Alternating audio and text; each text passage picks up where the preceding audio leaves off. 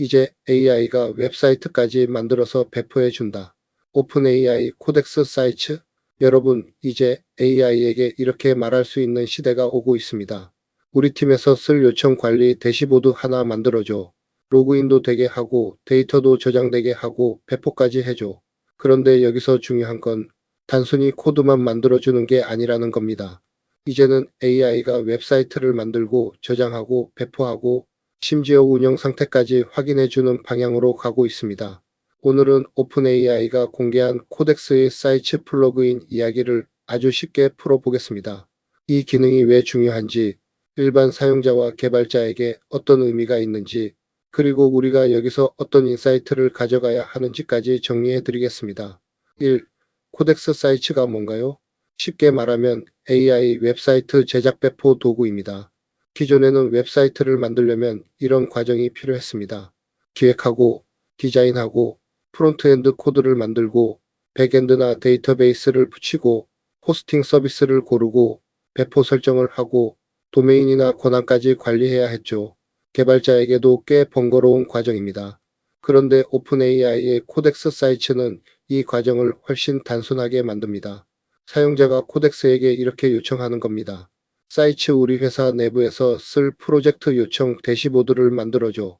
팀원들이 요청을 등록하고 담당자를 지정하고 상태를 바꾸고 필터링할 수 있게 해줘.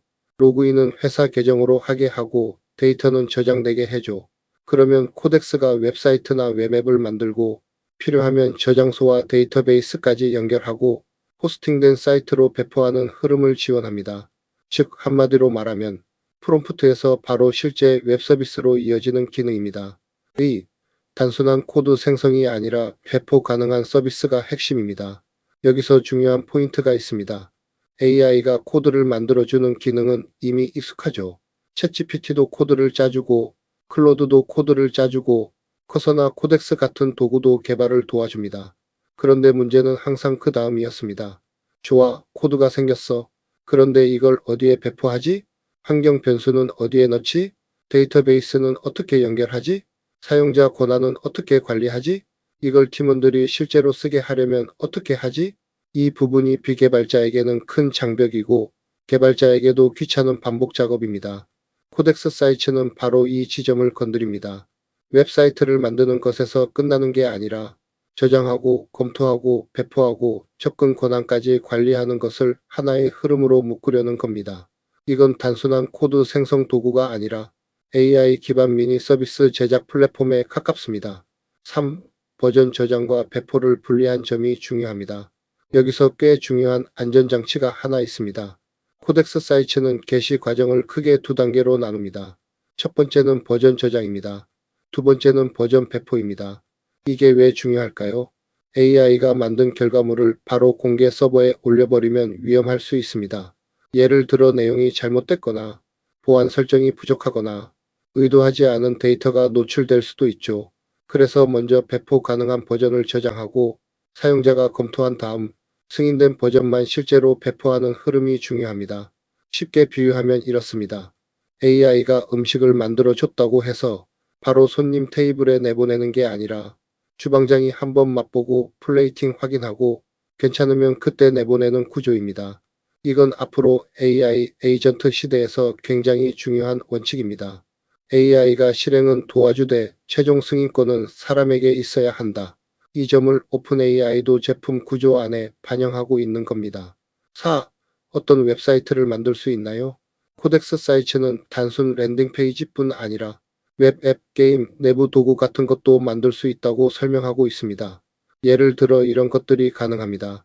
첫째, 회사 내부 요청 관리 대시보드입니다. 팀원들이 요청을 등록하고 담당자를 지정하고 처리 상태를 관리하는 도구죠. 둘째, 데이터를 저장하는 웹앱입니다. 사용자의 진행 상황, 점수, 기록 같은 걸 저장할 수 있습니다. 셋째, 파일 업로드가 필요한 서비스입니다. 이미지, 문서, 오디오, 비디오 같은 파일을 업로드하고 관리하는 기능도 만들 수 있습니다. 넷째, 게임이나 인터랙티브한 웹 경험입니다. 점수를 저장하거나 아바타 이미지를 업로드하는 식의 기능도 가능하죠. 즉, 그냥 예쁜 홈페이지 하나 만들어줘를 넘어서 실제로 사람들이 사용할 수 있는 작은 서비스를 빠르게 만드는 방향으로 가고 있습니다. 5. 기원, 아트 같은 저장소도 지원합니다. 조금 기술적인 내용이지만 쉽게 설명해 보겠습니다. 웹 서비스에는 보통 저장 공간이 필요합니다. 예를 들어 사용자가 작성한 요청 목록, 게임 점수, 회원 정보, 진행 상태 같은 것은 어딘가에 저장되어야 합니다. 이런 구조화된 데이터는 기원이라는 관계형 데이터베이스에 저장할 수 있습니다. 반면 이미지, 문서, 영상, 오디오 같은 파일은 일반 데이터베이스에 넣기보다는 파일 저장소에 넣는 게 좋습니다. 이때 사용하는 것이 아트 같은 객체 스토리지입니다. 쉽게 말하면 글, 상태, 점수, 목록 같은 데이터는 D, 이미지, 문서, 영상 같은 파일은 RE, 이렇게 나눠서 저장하는 구조입니다. 중요한 건 사용자가 이런 걸 처음부터 세세하게 몰라도 데이터를 저장해야 해요. 이미지 업로드가 필요해요. 이렇게 말하면 코덱스가 적절한 구조를 선택할 수 있다는 점입니다. 이게 바로 AI 도구의 장점입니다. 전문 지식을 완전히 없애지는 않지만 전문 지식의 진입 장벽을 낮춰줍니다. 6. 접근 권한 관리도 들어갑니다. 웹사이트를 만들 때 또 중요한 게 있습니다. 바로 누가 이 사이트에 접근할 수 있느냐입니다. 코덱스 사이트는 접근 모드를 나눌 수 있습니다. 예를 들면 첫째, 소유자와 관리자만 접근할 수 있는 모드.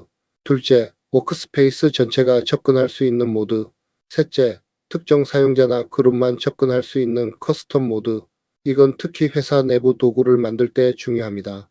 예를 들어 인사평가 도구나 고객정보 관리 페이지나 프로젝트 비용 관리 페이지를 만들었다고 생각해 보세요. 이런 사이트가 아무나 접속 가능하면 큰일 나겠죠.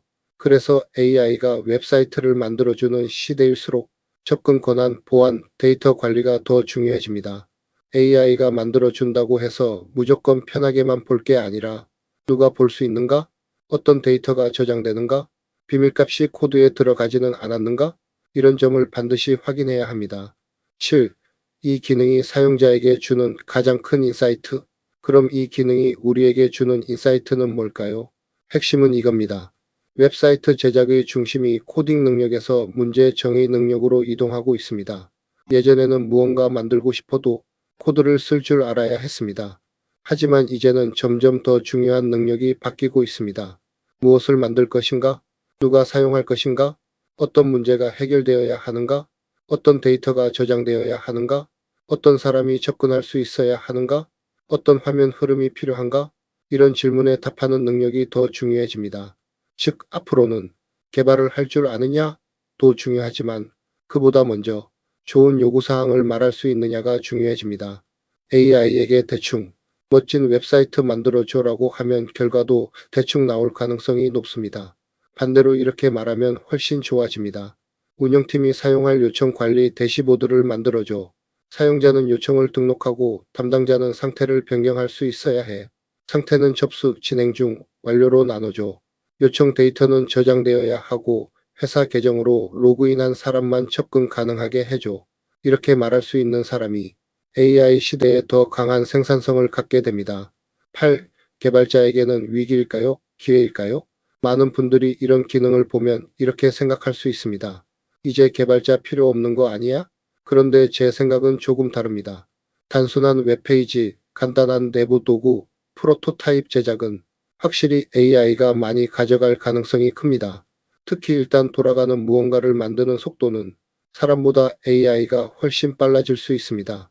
하지만 실제 서비스에서는 여전히 중요한 것들이 많습니다. 보안, 성능, 데이터 구조, 예외 처리, 유지 보수, 사용자 경험, 운영 정책, 비용 관리, 장애 대응 같은 것들입니다. AI가 초안을 만들고 배포까지 도와줄 수는 있지만 그 결과물이 진짜 안전하고 좋은 서비스인지는 여전히 사람이 판단해야 합니다. 그래서 개발자의 역할은 사라진다기보다 조금 더 상위 단계로 이동할 가능성이 큽니다. 예전에는 코드를 한 줄 한 줄 직접 작성하는 시간이 많았다면 앞으로는 AI가 만든 결과물을 검토하고 아키텍처를 설계하고 요구사항을 정교하게 만들고 보안과 품질을 책임지는 역할이 더 중요해질 수 있습니다. 즉, 개발자는 코드를 쓰는 사람에서 AI와 함께 제품을 완성하는 감독자로 바뀌고 있습니다. 9. 일반 사용자에게는 어떤 의미일까요? 일반 사용자에게는 엄청난 기회입니다. 예를 들어 작은 사업을 하는 분이 있다고 해볼게요. 예약 관리 페이지가 필요합니다. 고객 문의를 모으는 페이지가 필요합니다. 간단한 재고 관리 도구가 필요합니다. 스터디 모임 신청 페이지가 필요합니다. 예전에는 이런 걸 만들려면 외주를 맡기거나 노션이나 구글폼 같은 도구를 조합하거나 직접 개발자를 찾아야 했습니다. 그런데 앞으로는 AI에게 요구사항을 잘 설명하면 작은 도구 정도는 훨씬 빠르게 만들 수 있게 됩니다. 물론 아직은 프리뷰 단계이고 챗GPT 비즈너스나 엔터프라이즈 워크스페이스 중심으로 제공됩니다. 즉 모든 개인 사용자가 바로 자유롭게 쓰는 기능은 아닐 수 있습니다. 하지만 방향성은 분명합니다. 앞으로 AI는 단순히 답변해주는 챗봇을 넘어서 실제로 사용할 수 있는 도구를 만들어주는 실행형 에이전트로 진화하고 있습니다. 10. 주의할 점도 있습니다. 하지만 좋은 점만 보면 안 됩니다. 이런 기능을 사용할 때는 몇 가지를 꼭 주의해야 합니다. 첫째, AI가 만든 사이트를 바로 공개하지 말아야 합니다. 반드시 검토 후 배포해야 합니다. 둘째, 비밀값을 코드에 넣으면 안 됩니다. API 키, 토큰, 비밀번호 같은 것은 환경 변수나 별도 시크릿 관리 기능을 써야 합니다. 셋째, 접근 권한을 확인해야 합니다. 내부용 사이트라면 외부에 공개되지 않도록 해야 합니다. 넷째, 데이터 저장 여부를 명확히 해야 합니다. 정말 저장되어야 하는 데이터인지 임시 상태인지 구분해야 합니다. 다섯째, AI가 만든 결과물의 품질을 사람이 확인해야 합니다. 특히 회사 업무나 고객 데이터와 관련된 서비스라면 더더욱 중요합니다. AI가 빠르게 만들어 준다고 해서 책임까지 AI에게 넘길 수는 없습니다. 11. 오늘의 핵심 정리. 오늘 내용을 정리하면 이렇습니다. 오픈AI의 코덱스 사이츠는 프롬프트나 기존 프로젝트를 바탕으로 웹사이트, 웹앱, 게임 등을 만들고 저장하고 배포하고 상태를 확인할 수 있게 해주는 기능입니다. 핵심은 단순 코드 생성이 아니라 실제 호스팅된 서비스로 연결된다는 점입니다. 또한 저장과 배포를 분리해서 사용자가 검토한 뒤 승인된 버전만 공개할 수 있게 합니다. 기원 같은 데이터베이스, 아트 같은 파일 저장소, 워크스페이스 인증과 접근 권한 설정도 지원합니다. 그리고 가장 큰 인사이트는 이것입니다. 앞으로는 웹사이트를 만들 때 코드를 얼마나 잘 쓰느냐뿐만 아니라 AI에게 무엇을 어떻게 만들라고 설명할 수 있느냐가 매우 중요해집니다. AI 시대의 생산성은 좋은 질문, 좋은 요구사항, 좋은 검토 능력에서 나옵니다. 여러분은 어떻게 생각하시나요? AI가 웹사이트를 만들고 배포까지 해주는 시대, 개발자에게 기회일까요? 아니면 위기일까요? 그리고 여러분이라면 이런 기능으로 어떤 웹사이트나 업무 도구를 가장 먼저 만들어 보고 싶으신가요? 댓글로 여러분의 아이디어를 남겨주세요. 오늘 영상이 도움이 되셨다면 좋아요와 구독 부탁드립니다. 저는 다음 영상에서 AI가 바꾸는 개발과 업무 자동화 이야기를 더 쉽게 풀어서 가져오겠습니다. 구독과 좋아요는 사랑입니다.